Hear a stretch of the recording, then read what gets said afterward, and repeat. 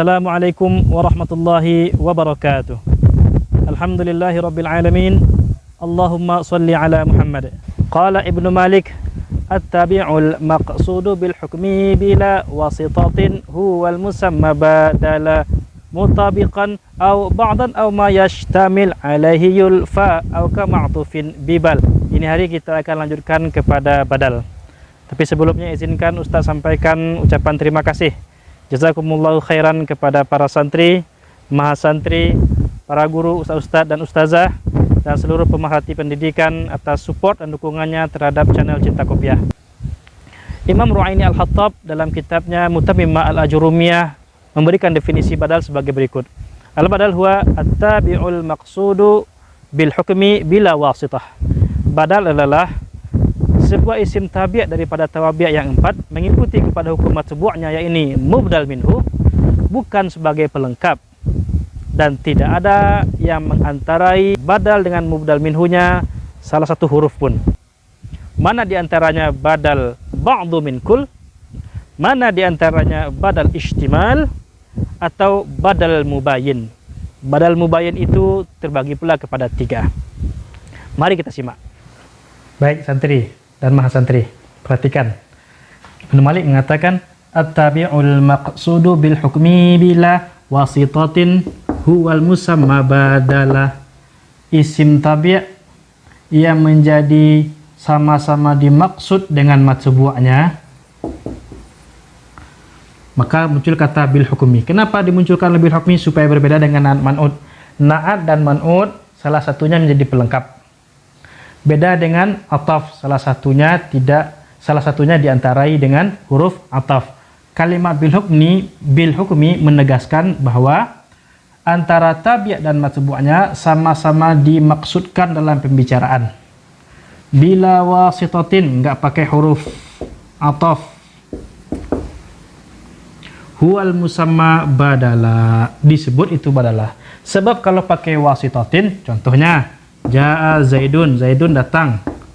Bal Amrun, bahkan si Umar juga datang. Karena ada perantara tidak disebut dengan badal, tapi menjadi ataf, sekalipun dia ittiba sama-sama marfu'. Nah, kemudian bentuk badal tersebut ada apa? Mutabiq satu, kullu min kul. Kemudian badal ba'dan, badal ba'du min kul. Sudah berapa? Sudah dua. Kemudian ba'dal ma yashtamil alaih, kita kenal dengan istilah badal ihtimal, sudah tiga. Tambah satu lagi, ini yang keempat. Au yulfa, juga ada yujadu. Yulfa maksudnya yujadu, juga ada kama'tufin bibal, atau badal yang memiliki makna seperti makna ataf pada bal. Nah, ini disebut dengan badal mubayyin, badal yang pakai bahkan. Bentuknya ada tiga. Ada badal ghalat,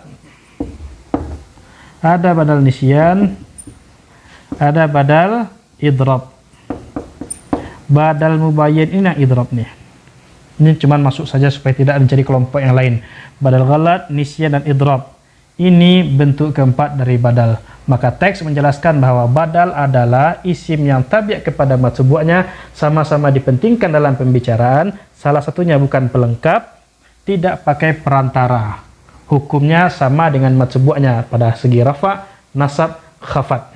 Kemudian bentuknya ada empat: kullu minkul, ba'du minkul, badal ihtimal, dan badal mubayyin. Kita biasa mendengar kata badal ghalat, nanti ditambah dengan nisyan dan idrab.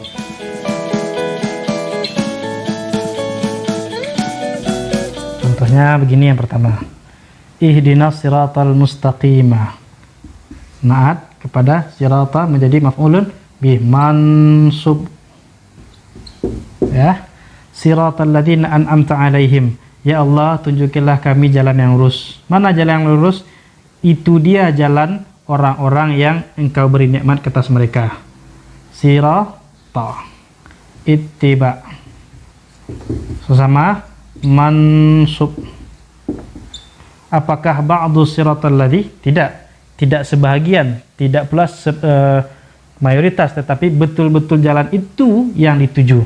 Mana jalan orang-orang yang lurus? Jalan yang lurus itu mana?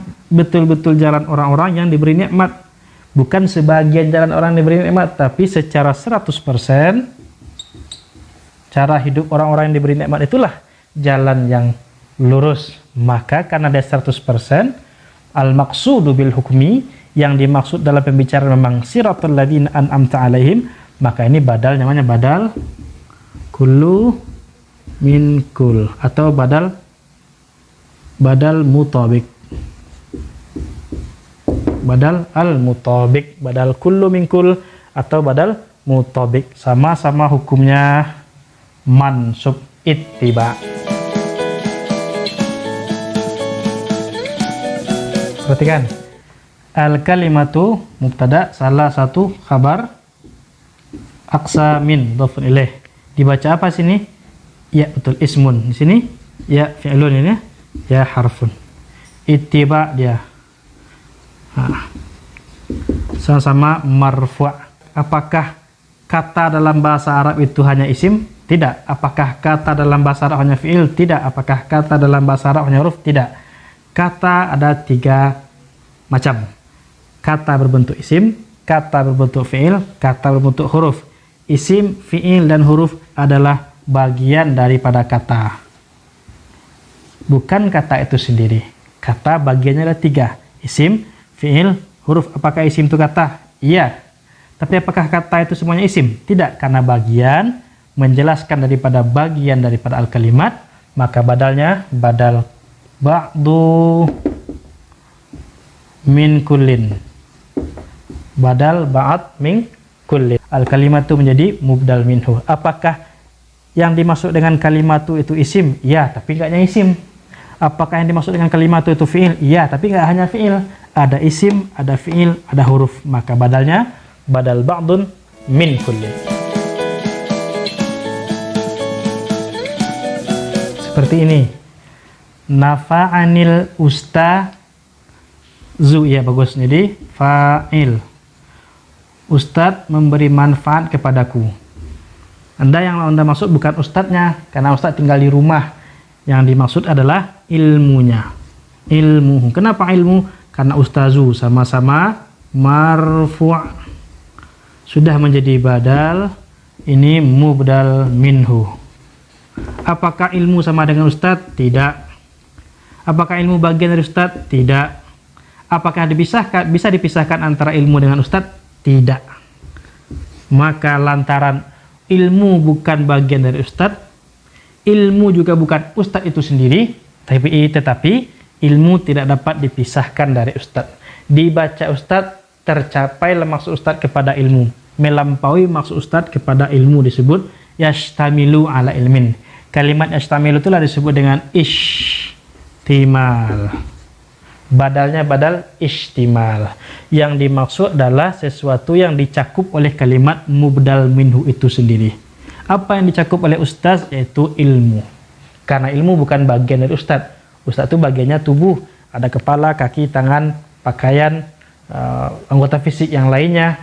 Tetapi ilmu bukan bagian dari ustaz, melainkan sesuatu yang tidak bisa dipisahkan dari diri ustaz itu sendiri. Maka kalimat di sini, aku diberi manfaat oleh ustadz. Apanya yang diberi manfaat? Ilmu ustadz yang memberi manfaat kepadaku. Disebut dengan badal istimal. Seperti ini, bila ditemui kalimat ja'a al-mu'alli, betul jadi fa'il marfu'. At-tilmidu, bila ini kejadian apabila lidah keseleo ngomongnya. Dalam pikiran sudah berniat untuk ngomong yang datang itu si murid, tetapi lidah ngomong al-mu'allim, yaitu guru. Bukan karena lupa, tapi karena satu sebab lidah tidak terkontrol mengucapkannya. Sabukul lisan, keduluan lidah ngomong. Ja'al mu'allimu at-tilmidhu, menjadi badal, sama-sama marfu', mubdal minhu. Ini yang diisyaratkan tadi. Seperti ada kalimat seolah-olah ada bal di sini, padahal tidak. Nah, kalau ada balnya lahir, berarti itu ataf. Ini nggak dilahirkan balnya. Datang guru, murid yang datang. Nah, kalimat keduluan ngomong itu disebut dengan badal ghalat, koreksi terhadap sebuah kalimat mubdal minhu. Safara Aliyun fa'il ila Dimashq. Si Ali pergi ke Damaskus. Lalu tiba ingatan, oh lupa, bukan Damaskus. Yang pergi ke Damaskus itu Muhammad. Si Ali pergi ke Jakarta. Lupa saya ke Jakarta. Ini koreksi lantaran lupa. Bukan koreksi terhadap kesalahan lidah menyebutkan. Hampir sama sih sebenarnya, cuman beda sebab atau beda latar belakang pengucapan. Safara Ali ila Dimashq. Si Ali pergi ke Damaskus. Oh, bukan si Ali tapi si Muhammad. Si Ali pergi ke Jakarta. Safara Ali ila Dimashq, Jakarta. Maka Jakarta menjadi badal mubdal minhu fi mahalli khafat lantaran huruf jar ila bermakna intihaul ghayah. Jakarta badal mengikuti fi mahalli khafat. Badal seperti badal lupa disebut badal nisyan. Badal nisyan. Seperti ini. Khudil qalama, ambil pena itu. Ternyata Anda merubah maksud perintah. Maksud pertama mengambil pena, ternyata di depan Anda sudah ada pena, Anda pengen orang itu ngambil kertas. Khudil qalama al warakata. Ndak jadi do, tapi ambil keratih. Perubahan maksud dari qalam kepada warakah disebut udul. Ya, disebut apa? Udul. Maka al warakata sama-sama ikut ittiba pada kondisi mansub. Di sini badal mubdal minhu. Mubdal minhunya badal mubayyin, tapi bagiannya mana? Bagian idrab. Apa itu idrab? Merubah maksud udul. Bukan karena lupa atau bukan karena keseleo, tapi pada detik itu juga berubah maksud. Badal idrab. Khudil qalama al warakata. Ambil pena, enggak jadi doh, tetapi kertas. Baiklah. Setelah Anda para santri menyimak keterangan Ustaz tadi, kita ambil beberapa hukum di antara yang ada pada badal.